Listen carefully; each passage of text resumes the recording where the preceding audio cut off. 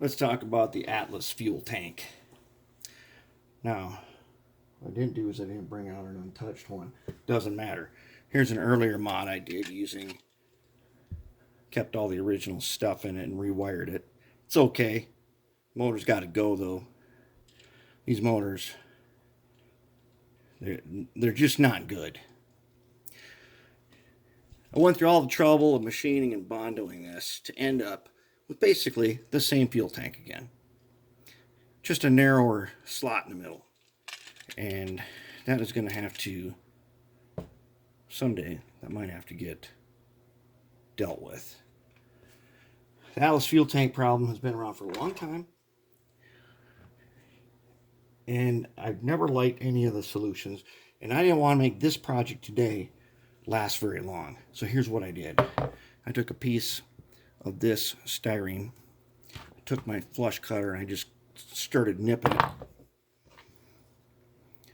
Put a little bit of super glue in here, took this hammer, pounded it in place, used the grinder on it, grind it smooth. We're just going to have a smooth fuel tank. That's what we're going to do with this. And I'm going to paint it in a little bit. And then it should be filled nicely, and then I'll camouflage it later.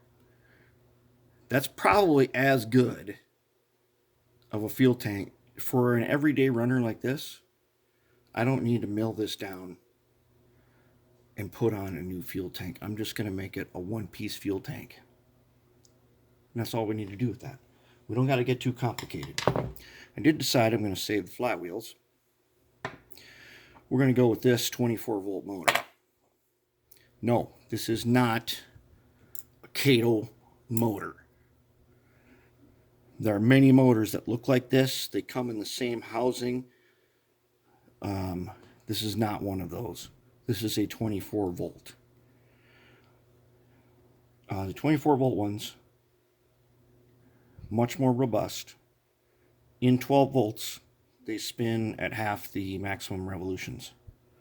That's how you tell the difference. The 12-volt versions of these, well, the 12-volt versions that have this housing that you see in lots of modern locomotives, they're like a 50-cent motor.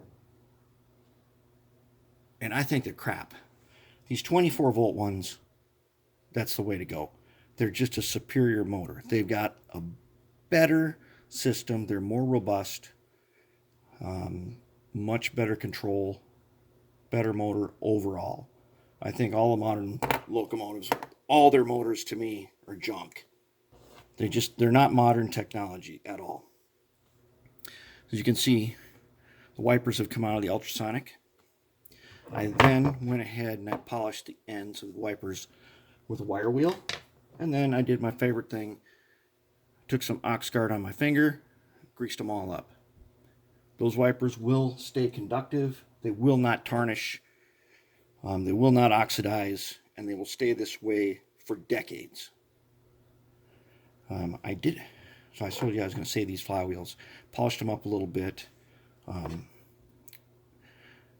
The way they have these mated into these flywheels is not good at all. Even though I don't like to do this, since generally I don't like flywheels to begin with because they interfere with modern motors. I'm going to keep them this time, but you need to get a drop of super glue in there to make sure they stay in place. You could still pound this out and you could get the couplings out if you were going to recycle those. If you don't have a way to manufacture new couplings, you can recycle those. Now, there is one other thing I want to show you.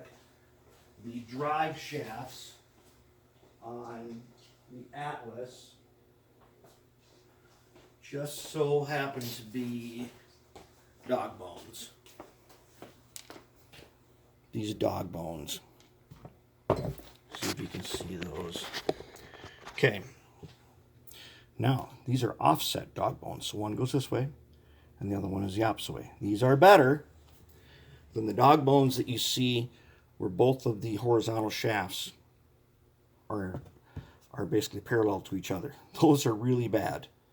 And there are some locomotives out there that have them, and that twisting torque on those tends to, well, I've seen them sheared off. I've seen the shaft itself broken. People put oil on them, they get gummy. I don't care for these. We're going to keep them. And no, I am not going to buy, I do not buy any replacement shafts. And the reason is because if I don't like this and I need a different one, I make them out of metal.